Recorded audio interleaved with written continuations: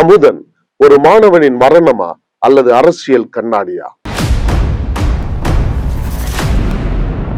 ஒரு கல்லூரி வளாகத்தில் நடந்த மோதல், ஒரு இளைஞனின் உயிரை பறித்த வன்முறை, அதன் பின்னால் என்ன இருந்தது? தனிப்பட்ட பகையா, மாணவர் குழுக்களுக்கு இடையிலான மோதலா, போதைப் பொருள் தொடர்பான பிரச்சனையா, அல்லது ஒரு மாணவன் பார்த்ததை பற்றி பேசியதற்கான விலையா? இந்த கேள்விகளை சுற்றி என்னென்ன கதைகள் நம்மை சுற்றி நடந்து கொண்டிருக்கின்றன என்பதை பார்ப்போம். கள்ளக்குறிச்சி மாவட்டத்தை சேர்ந்த 19 வயது இளைஞர் கே அமுதன் கோவை மாவட்டத்தில் உள்ள தனியார் பொறியியல் கல்லூரியில் 3ஆம் ஆண்டு படித்து வந்தார். ஆகஸ்ட் 10ஆம் அன்று ஏற்பட்ட வன்முறையில் அவர் தாக்கப்பட்டு உயிரிழந்தார். காவல்துறை வெளியிட்ட ஆரம்ப தகவலின்படி இதற்கு முன்பாக மாணவர்களுக்கிடையே ஏற்பட்ட செல்போன் பறிப்பு சம்பவமே பின்னர் ஏற்பட்ட மோதலுக்கு காரணமாக இருந்ததாக கூறப்படுகின்றது.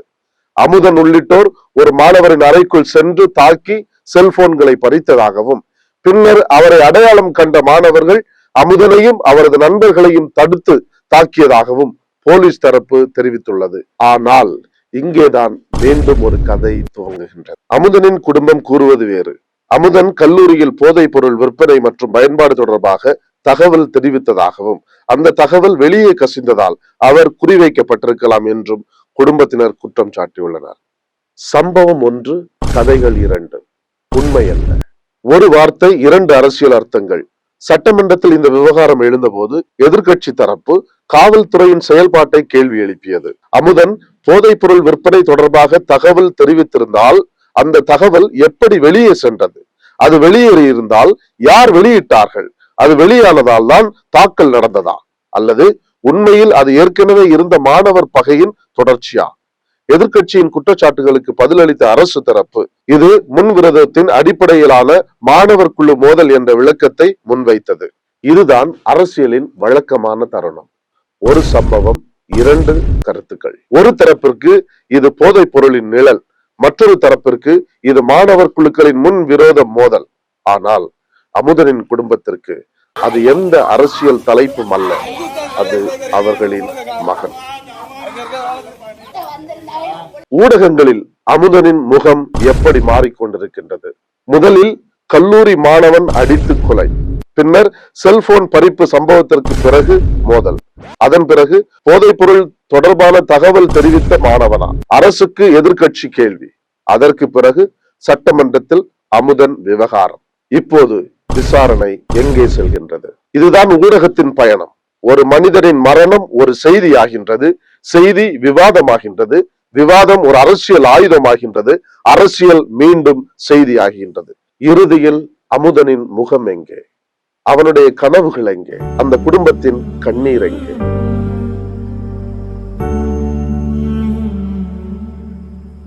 எதிர்க்கட்சி தலைவர் உதயநிதி ஸ்டாலின் அமுதனின் பெற்றோரிடம் தொலைபேசியில் பேசி ஆறுதல் தெரிவித்ததுடன் சட்டமன்றத்தில் இந்த விவகாரத்தை தொடர்ந்து எழுப்புவதாக கூறியுள்ளார். சட்டமன்றத்தில் கவன ஈர்ப்பு தீர்மானமும் கொண்டு வரப்பட்டுள்ளது. மற்ற அரசியல் மற்றும் சமூக அமைப்புகளும் இந்த சம்பவத்தை முன்வைத்து போதைப் பொருள் தடுப்பு மற்றும் கல்லூரிகளில் பாதுகாப்பு குறித்து கேள்வி எழுப்பியுள்ளனர். சிலர் நீதித்துறை அல்லது சிபிஐ விசாரணையை கோரியுள்ளனர். இதற்கிடையில் அரசு தரப்பு காவல்துறை சுதந்திரமாக செயல்படுகின்றது, எந்த அழுத்தமும் இல்லை, உண்மைகள் உறுதி செய்யப்பட்ட பிறகே முழு விவரங்கள் வெளியிடப்படும். அதாவது அரசியல் தன் கேள்வியை கேட்டுக் கொண்டிருக்கின்றது, அரசு அதற்கான பதிலை அளித்துக் கொண்டிருக்கின்றது.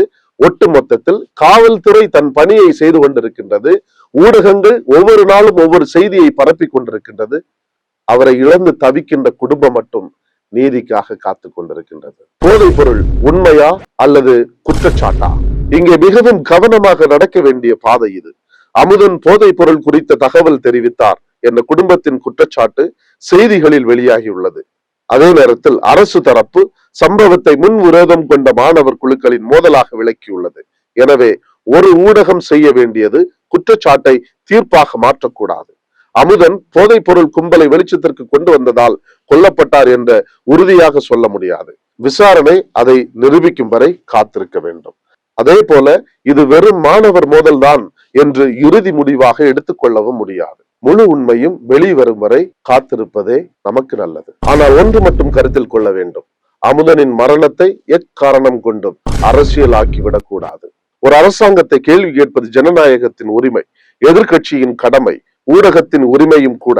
ஆனால் ஒரு இளைஞனின் மரணத்தை வெறும் தேர்தல் ஆயுதமாக மாற்றிவிட்டால் அமுதனின் மரணம் அரசியலில் வெற்றி பெறும், ஆனால் அவனுடைய குடும்பம் நீதியை இழக்கும். இறுதியில் அமுதனின் மரணம் கேட்கும் 5 கேள்விகள். இந்த கொலைக்கு உண்மையான காரணம் என்ன? செல்போன் சம்பவமும் கொலையும் எந்த அளவிற்கு தொடர்புடையவை? போதைப் பொருள் தொடர்பான குடும்ப குற்றச்சாட்டில் உண்மை உள்ளதா? காவல்துறை அல்லது கல்லூரி நிர்வாகத்தில் அலட்சியம் இருந்ததா? இறுதியாக, இனிமேல் எந்த மாணவனும் இத்தகைய வன்முறைக்கு பலியாகாமல் இருக்க அரசு என்ன செய்ய போகின்றது? இந்த 5 கேள்விகளுக்கு விடை கிடைக்காமல் அமுதனின் வழக்கு முடிவடைந்தது என்று சொல்ல முடியாது. அமுதன் ஒரு அரசியல் கட்சியின் மாணவன் அல்ல, ஒரு தொலைக்காட்சி விவாதத்தின் தலைப்பு அல்ல, ஒரு யூடியூப் தம்ப்நெயில் அல்ல, ஒரு தேர்தல் பிரச்சாரத்தின் வாசகம் அல்ல. அவன் ஒரு 19 வயது இளைஞன். அவன் ஒரு குடும்பத்தின் மகன், ஒரு தாயின் கனவு, ஒரு தந்தையின் நம்பிக்கை, ஒரு நாளை எதிர்பார்த்த இளைஞன். அந்த நாளை அவன் பார்க்கவில்லை. ஆனால் அவனுடைய மரணம் நம்மை பார்க்க வைக்கின்றது. போதைப் பொருள் பிரச்சனையை பார்க்க வைக்கின்றது. காவல்துறையினுடைய அலட்சியத்தை பார்க்க வைக்கின்றது. அரசின் பொறுப்பை பார்க்க வைக்கின்றது. எதிர்க்கட்சியின் அரசியலை பார்க்க வைக்கின்றது. ஊடகத்தின் பொறுப்பை பார்க்க வைக்கின்றது. எல்லாவற்றுக்கும் மேலாக நம் சமூகத்தின் மனநிலையை பார்க்க வைக்கின்றது. ஒரு மாணவன் இறந்திருக்கின்றான். அவனுடைய பெயர் அமுதன். அவன் மரணத்தை சுற்றி பல கதைகள் ஓடிக்கொண்டிருக்கின்றன. ஆனால் வரலாறு ஒரே ஒரு விஷயத்தை தான் கேட்கும். அந்த கதையில் எது உண்மை?